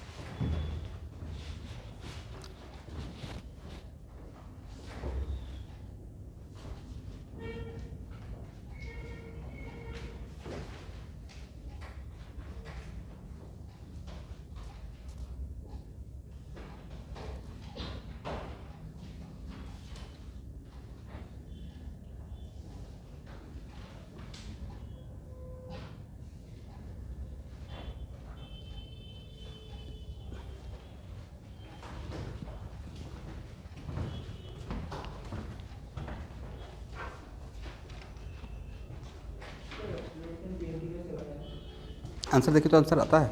जी का 10 ले लीजिएगा। अच्छा, तो एक्सेलेरेशन ऑफ ए कितना आया है? 2g/7। और एक्सेलेरेशन ऑफ बी कितना आया है? तो g/7 में रहेगा फिर g/7। करेक्ट ना? जी का वैल्यू नहीं पुट किया गया, करेक्ट। मतलब निगेटिव आया, पॉजिटिव आया? पॉजिटिव आया। बड़ा कमाल का प्रॉब्लम था नहीं भाई? एक हैप्पीएस्ट मोमेंट है। आपको ये आसान लगा? देखिए, this is the arrangement, this is the quality of. जैसे समटाइम्स आप बोलते हैं ना कि अच्छा इतना बड़ा ब्रिज है, कैसे लोड सस्टेन कर रहा होगा, गिरा नहीं। ऐसा होता होगा ना, कोई ब्रिज बनता है लाइक सराय घाट या हावड़ा ब्रिज, तो इतना सारा स्ट्रक्चर है, इतना मास है, फिर भी नहीं गिर रहा है। और हावड़ा ब्रिज में तो 2 ही किनारा है। कल कोलकाता का हावड़ा ब्रिज देखिएगा तो बीच में पिलर नहीं है, एक इधर और एक, मतलब इस तरीके से अरेंजमेंट किया गया होगा कि हर पॉइंट पे नेट फोर्स 0 आ रहा होगा, समथिंग लाइक दैट, करेक्ट। कुछ ना कुछ तो किया गया होगा। तो यहाँ पे एक्चुअल में देखिए, इसका मास कम होते हुए भी ए नीचे आ रहा है, और ए, इसका मतलब है कि इस पूरा कमाल इस अरेंजमेंट का 2 स्ट्रिंग का था। पूरा कमाल किसका था? ये 2 स्ट्रिंग का था। अगर यहाँ पे इस तरीके से, यहाँ पे एक स्ट्रिंग का, इस तरफ एक और स्ट्रिंग अगर इस तरीके से घुमा दिया जाता तो और भी ज़्यादा मास को ऊपर लेके जा सकता था, करेक्ट है ना? तो एक्चुअली इस प्रॉब्लम का खासियत यही था कि ज़्यादा मास को भी कम मास क्या कर सकता है। अगर अरेंजमेंट इस तरीके से किया जाए तो ज़्यादा मास को भी कम मास पुल कर सकता है, ठीक है।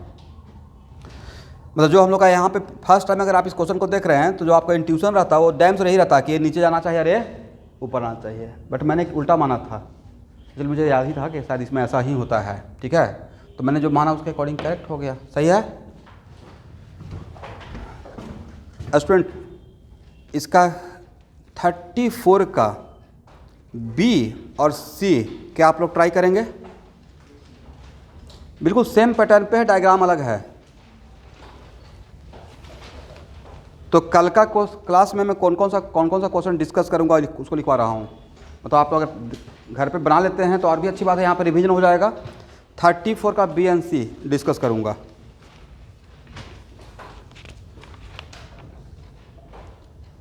उसके बाद डिस्कस करेंगे क्वेश्चन नंबर 12, क्वेश्चन नंबर 12। उसके बाद डिस्कस करूँगा क्वेश्चन नंबर 35 तो ऑलरेडी हो जाएगा, लेकिन 35 भी लिख लीजिए, 35। और उसके बाद 22 एंड 23 ये डिस्कस करूँगा।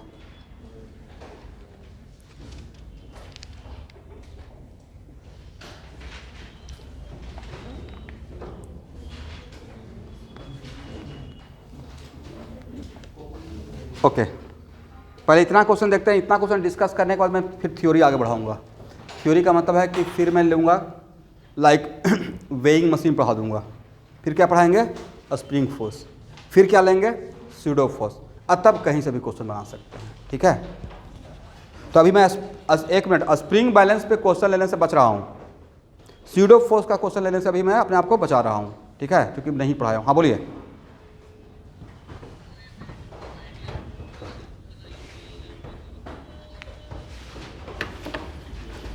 किसी वेट को अगर आइडियल पुलिस से अगर अब उसमें डिपेंड करता है अरेंजमेंट कैसा है। फिर से अगर देखिए फिजिक्स में ऐसा कुछ हम लोग बोल सकते हैं, ऑल डिपेंड्स ऑन अरेंजमेंट ना।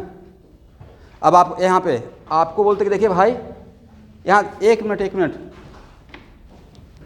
इस क्वेश्चन का आंसर यहाँ पे छिपा हुआ है। F5 kg है, F4 kg है। अतः बोलते कि इसको उठाना है, ए अरेंजमेंट सही है या ए अरेंजमेंट सही है। इसको उठाना था, राइट। तो ये 4 kg से उठेगा क्या? ये आपको एक्स्ट्रा फोर्स लगाना पड़ेगा, बट यहाँ पे एक्स्ट्रा फोर्स लगाना पड़ेगा। इसका मतलब ऑल डिपेंड्स ऑन अरेंजमेंट। वैसे लेकिन इन जनरल आप अगर सिर्फ इस टाइप के अरेंजमेंट से बोल रहे हैं, इस टाइप का अरेंजमेंट से, तो आइडियल पुली मास में मास नहीं रहेगा, तो उसका वेट को मुझे टॉलरेट नहीं करना पड़ेगा। रियल पुली में तो उसका मास भी तो रहेगा, रियल पुली में उसका मास रहेगा। बट नेक्स्ट क्वेश्चन है कि वो रियल पुली रोटेट करता है नहीं करता है। अगर रोटेट करता है तो थोड़ा कम एफर्ट भी लग सकता है। मतलब इसमें कुछ भी हम लोग जनरलाइज नहीं बात कर सकते हैं। All depends on given arrangement, correct. Actual में यहाँ पे हुआ क्या है ना कि यहाँ देखिए, यहाँ पे इस वेट की वजह से यहाँ पे टी प्रोड्यूस हुआ, बट ए टी यहाँ पे 2t बन गया है। ए टी यहाँ पे क्या बन गया है? 2t। यहाँ का T1 यहाँ का 2T1 का काम कर दिया, इसलिए शायद ऐसा हुआ है। लॉजिक यही है ना। यहाँ पे अगर T1 रहता, इसके जैसा यहाँ पे इसी सेम स्ट्रिंग का यहाँ पे 3 पार्ट रहता। कितना पार्ट? एक बार और ऐसे घुमा देते, ठीक है। तो T1 लगाते और 3T1 लगता इस पे। यहाँ पे क्या लगाते? T1। इस पे क्या लगता? 3T1। 4 स्ट्रिंग रहता तो 4T1 लगता। इसलिए इसी से वजह से ऐसा हो रहा है, ठीक है। और लास्टली इतना क्या सोचना है, जैसा सर रहेगा क्वेश्चन वैसा सॉल्व करेंगे। कितना याद रखिएगा, इसमें मैंने कुछ याद रखा या प्रॉपर सॉल्व किया? फ्री बॉडी डायग्राम ड्रॉ किए हैं, मान लिए थे गलती से कि नीचे जाएगा, ऐसा लगा मुझे, पॉजिटिव आ गया, देन करेक्ट। बाकी आपको भाई अगर रिसर्च करना है तो पहले कॉलेज में पहुंच जाइए। कहाँ पहुंचना है? वहाँ जाकर जितना भी फिजिक्स में रिसर्च करना होगा मेरे तरफ से भी थोड़ा कर लीजिएगा। बट अभी आप HC वर्मा ही बनाइए, ठीक है। अभी दिन दुनिया मत खोजिए कि हाँ इसमें क्या होगा। मैं आपके थोड़ा सा ऐसा रहता है, बोलना ख़राब लगता है कि किसी का भविष्य में नहीं जान रहा हूँ, बट सबसे पहले मेरा यहाँ पे क्या काम है कि आपको डिवेट नहीं करें, क्योंकि आपका कितना टैलेंट है ये ऐसे तो कहीं सही टैलेंट का सही प्लेस भी तो चाहिए। इंडिया में बहुत लोग अच्छे क्रिकेट खेलते हैं, बट सब लोग तो नहीं ज्वाइन कर पाते क्योंकि सही गाइडेंस नहीं मिल पाता है। अब जो गांव में है, जो बॉम्बे है, दिल्ली है, तो उसको पता है ना कि क्रिकेट का कोचिंग क्लास कहाँ होता है। डायरेक्ट वहाँ पे जाके पहले ज्वाइन कर लेगा, वहाँ से सिलेक्शन होगा। तो आपको टैलेंट लेकिन रास्ता ही नहीं दिख रहा है, जाएँ कहाँ। तो सबसे पहले सही रास्ता पकड़ लेते हैं। ये तो पता है कि पूरे वर्ल्ड का सबसे बेस्ट है MIT, नाम सुने हैं? यस। तो अब वहाँ पे जाने का जिसको रास्ता पहले से पता, जैसे जो बहुत एडवांस फैमिली होते हैं उनको शुरू से सब कुछ पता रहता है। अच्छा 12th करते ही मैं अपने बच्चे को फॉरेन भेज दूँगा। मैंने एक स्टूडेंट से इंटरव्यू यहाँ पे बुलवाया था ना, अगर आप मिले होंगे शायद, अमन कुमार अग्रवाल, उसका वीडियो शेयर किया होगा। जो सेट के थ्रू अभी पढ़ रहे हैं कोलंबिया यूनिवर्सिटी में कंप्यूटर साइंस, जिनका फिजिक्स में 100 में 100 था।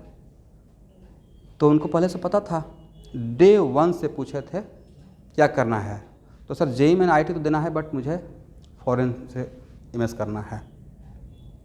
वो संस्कृति गुरुकुल के स्टूडेंट हैं, तो शुरू से ही उनका टारगेट था। तो उसी के अकॉर्डिंग अपना वो टॉफल का एग्ज़ाम देते रहे, इंग्लिश ठीक करते रहे, उसका कोचिंग करते रहे, और साथ में यहाँ पे उस साइंस का जो एग्ज़ाम होता है सेट के लिए बहुत आसान क्वेश्चन रहता है, वो जेईई मेन से भी आसान रहता है।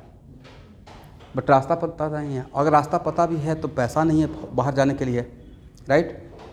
अब अचानक से अगर 30 लाख या 50 लाख चाहिए, अब वहाँ पे स्कॉलरशिप भी मिलता है, बट शुरू में तो होना तो पड़ेगा। तो बहुत सारी बातें हैं। इससे सबसे पहले हम लोग राइट प्लेस पे पहुँच जाएं, और राइट प्लेस मतलब NIT और IIT तक भी अगर आप चले जाते हैं, वहाँ के बाद अपने मर्ज़ी से वहाँ पहुँच गए भाई, तो वहाँ से भी डायरेक्ट MS लगता है MIT में, 10 पॉइंटर बन जाइए, वो सही जगह है, क्योंकि वहाँ पर रिकमेंडेशन अगर अच्छे प्रोफेसर से मिल जाएगा। जैसे अब मैं यहाँ पे अभी पढ़ा रहा हूँ, आपको क्या लगता है, ठीक है पैसा कमा रहे हैं और टीचिंग कर रहे हैं, एक नोबल प्रोफेशन है, बहुत अच्छी बात है, और इसी में अब मैं खुश हूँ। बट नहीं लगता है कि मेरे लिए थोड़ा और कोई राइट प्लेस होना चाहिए था। मैं अगर खुद का मतलब रूम का लाइट बंद करके सोचते हैं तो लगता है कि मैं और कहीं पे जा सकता था अच्छे से, जहाँ पे से मैंने पढ़ा, जहाँ से पास आउट हुआ उसके अकॉर्डिंग और भी। इसका मतलब है कि शॉर्ट मनी के चक्कर में डायरेक्ट कोचिंग ओपन कर लिए, जॉब रिजाइन दे दिए, पेशेंस नहीं रखे, राइट। थोड़ा पेशेंस रखते तो अभी के टाइम पे और भी मेरा करियर का एलिवेशन और भी बढ़ जाता, या दिल्ली चले जाते, IAS की तैयारी करते, इतना हार्ड वर्किंग थे बिल्कुल निकाल लेते, करेक्ट। तो बहुत सारी चीज़, कैट का तैयारी कर लेते तो IIM अहमदाबाद चले जाते, IIM कोलकाता चले जाते, कहीं भी, क्योंकि मेरे जब फ्रेंड, मेरा बैचमेट अगर कर सकता था मैं भी कर सकता था। तो बहुत सारा चीज़ है, अब उसमें आप कैसे अपने करियर को लेके जाते हैं। तो दरअसल मैं बार बार बोलते रहता हूँ, सबसे पहले पढ़ते रहिए, क्वेश्चन बना कर अगर मज़ा आ रहा है, अच्छा लग रहा है, आप सही ट्रैक पे हैं। अब क्वेश्चन इतना सारा प्रॉब्लम रहे हैं तो अचानक से आपको आपसे सारा प्रॉब्लम नहीं बनेगा, मुझसे भी नहीं बनता था, बट आप ट्राई करते रहिए और टीचर के बातों को सही से, अब इस क्वेश्चन को बनाए, एक बार यहाँ पे चीज़ों को एनालाइज कर लिए, बनाने का तरीका सीख रहे हैं।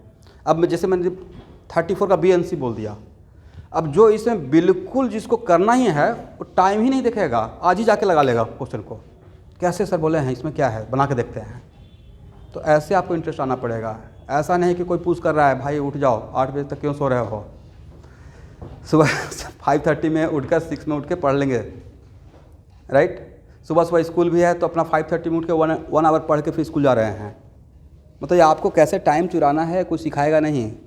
टाइम 24 आवर में बहुत रहता है, पढ़ना चाहेंगे तो बहुत टाइम है, नहीं पढ़ना चाहेंगे तो अच्छा अभी तो 1 आवर ही बचा है, क्या पढ़ें। 1 आवर बहुत बड़ा टाइम है, 5 प्रॉब्लम तो लगा लेंगे, 5 प्रॉब्लम आज बना लिए 1 आवर में, कल 5 प्रॉब्लम बना लिए, 5 डेज में 25 प्रॉब्लम हो गया। ऐसे कर कर के धीरे धीरे खत्म होगा, अचानक से नहीं खत्म होगा। और सबसे बढ़िया बात है कि तो अभी तो स्कूल का इतना प्रेशर ही नहीं है।